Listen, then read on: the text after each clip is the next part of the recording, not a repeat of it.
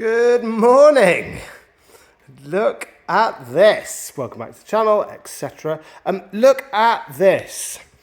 If you're a similar age to me, I am late 40s, you should know what this is. I've noticed this is a bit of a test. So I didn't have an F40 on my wall when I was a kid. I had one of these, a Bugatti EB110 SuperSport.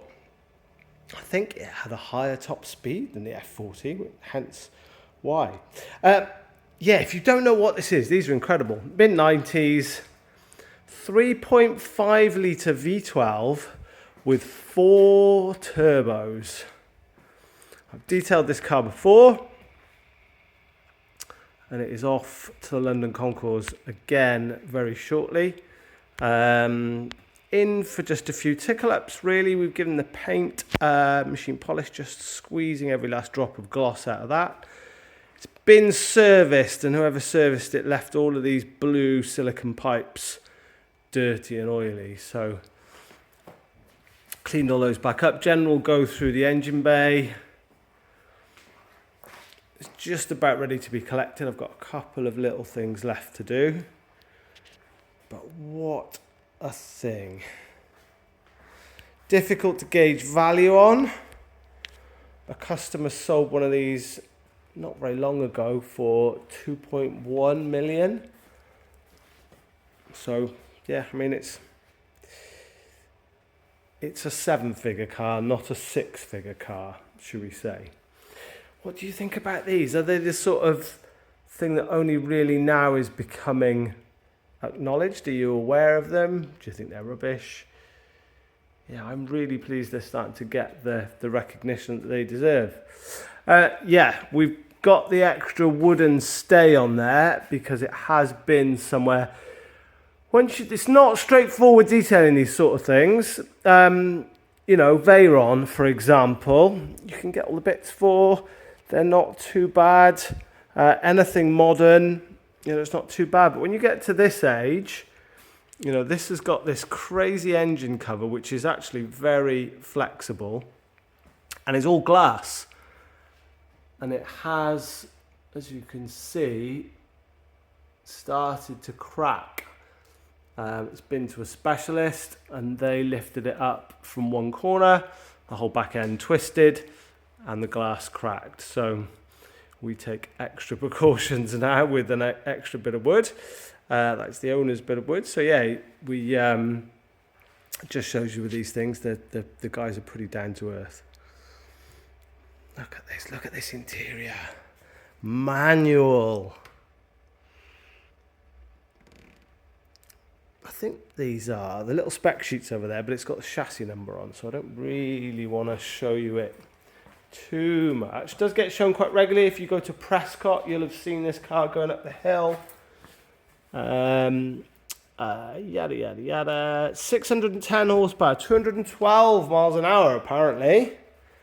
Whether that was a mid-90s 212 miles an hour or not, I don't know. But it is an absolute work of art, this thing. Styled, of course, by Gandini, who also styled the Diablo, the Countach. And I think you can kind of, you know, Gandini really was Mr. Wedge, wasn't he? Put a wedge in it, put some gull doors on it, gull wing doors, and off you go.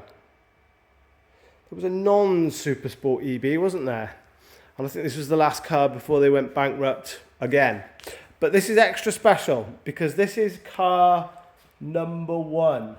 So this is the first SuperSport that left the factory and then was owned by the Sultan of Brunei.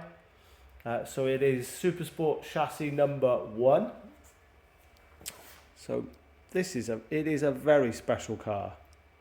Been driven down to us for this detail and will be driven back shortly. I think it'll be getting trailered to the London Concours. But look at this.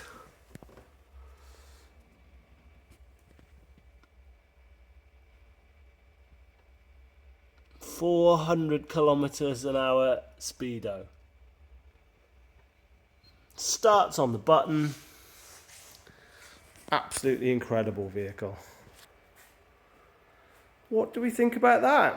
I know YouTube doesn't seem to like any of my videos, but I'm going to keep persevering and putting them up there.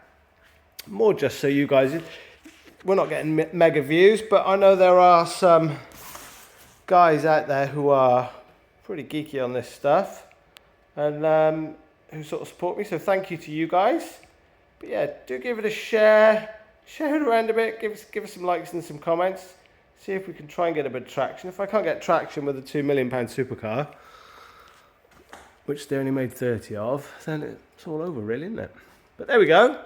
Little insight into the kind of daily-ish things that go on here. It's not very often we have these things in, but I have looked after this car for over 10 years now. Knocking on for 15 years. There was another one that I looked after, which was the only right-hand drive one. That car is now sold. But yeah, did used to look after 2 EB110s at one point. So yeah, we've done a few of them. We know what we're looking at. But thanks for watching, and look forward to seeing you on another video soon.